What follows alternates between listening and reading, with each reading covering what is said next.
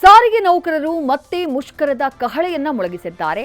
ಆದರೆ ಮಂಗಳವಾರ ರಾಹುಲ್ ಗಾಂಧಿ ಪ್ರತಿಭಟನೆಯ ಕಾರಣಕ್ಕೆ ಸಾರಿಗೆ ನೌಕರರಿಗೆ ಪ್ರತಿಭಟಿಸೋಕೆ ಜಾಗ ಸಿಕ್ಕಿಲ್ಲ. ಜಾಗ ಸಿಗದೇ ಇದ್ರೂ ಸ್ಟ್ರೈಕ್ ಮಾಡಿಯೇ ಸಿದ್ಧ ಅಂತ ಶಪಥ ಮಾಡಿದ್ದಾರೆ.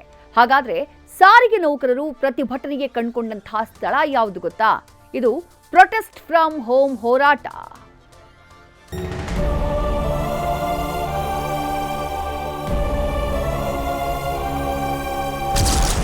ಬೀದಿಗೆ ಇಳಿಯಲ್ಲ, ರ್ಯಾಲಿ ಇಲ್ಲ, ಪ್ರೊಟೆಸ್ಟ್ ಫ್ರಮ್ ಹೋಮ್. 23,000 ಬಸ್ಗಳು ಓಡಾಡಲ್ಲ, ನಿಂತಲ್ಲಿಯೇ ನಿಲ್ಲಲಿದೆ ಸಾರಿಗೆ.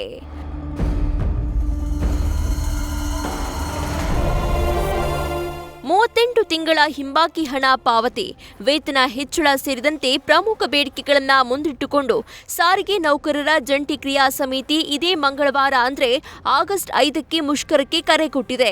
ಅದೇ ದಿನ ಕಾಂಗ್ರೆಸ್, ಬಿಜೆಪಿ ಸೇರಿದಂತೆ ಪ್ರಮುಖ ಪಕ್ಷಗಳ ಪ್ರತಿಭಟನೆಗೆ ಸಿಲಿಕಾನ್ ಸಿಟಿ ಸಾಕ್ಷಿಯಾಗ್ತಾ ಇದೆ.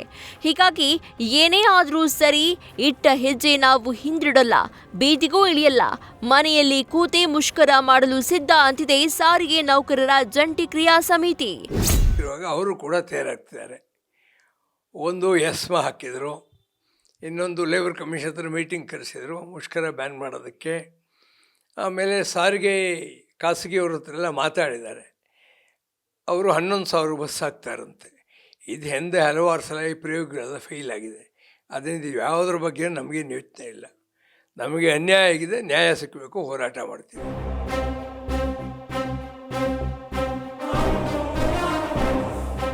ಆಗಸ್ಟ್ 5ರಂದು ಬೆಂಗಳೂರಿನಿಂದಲೇ ಮತ ಕಳ್ಳಾಟದ ಕಹಳೆ ಮೊಳಗಿಸೋಕೆ ರಾಹುಲ್ ಗಾಂಧಿ ಮುಂದಾಗಿದ್ದು, ಹೀಗಾಗಿ ಫ್ರೀಡಂ ಪಾರ್ಕ್ನಲ್ಲಿ ಸಾರಿಗೆ ನೌಕರರಿಗೆ ಪ್ರತಿಭಟನೆಗೆ ಅವಕಾಶ ನಿರಾಕರಿಸಲಾಗಿದೆ.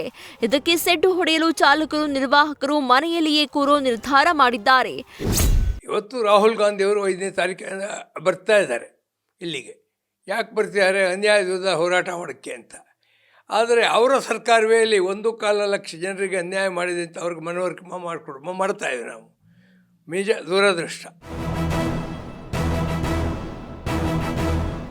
ಮುಷ್ಕರಕ್ಕೆ ಮುಂದಾದ ನೌಕರರ ಜೊತೆ ಈವರೆಗೆ ನಡೆಸಿದ ಸಂಧಾನ ಸಫಲ ಆಗಿಲ್ಲ. ನಾಳೆ ಖುದ್ದು ಸಿಎಂ ಸಿದ್ದರಾಮಯ್ಯ ಅಖಾಡಕ್ಕೆ ಇಳಿಯಲಿದ್ದಾರೆ. ನಾಳೆ ಬೆಳಗ್ಗೆ 11:45ಕ್ಕೆ ವಿಧಾನಸೌಧದಲ್ಲಿ ಜಂಟಿ ಕ್ರಿಯಾ ಸಮಿತಿ ಜೊತೆ ಸಭೆ ನಡೆಯಲಿದೆ. ಸಭೆಯ ಬಳಿಕ ಮುಷ್ಕರದ ಅಸಲಿ ಪಿಕ್ಚರ್ ಸ್ಪಷ್ಟವಾಗಲಿದೆ. ಸತ್ತಾರ್, ನ್ಯೂಸ್ ಫಸ್ಟ್, ಬೆಂಗಳೂರು.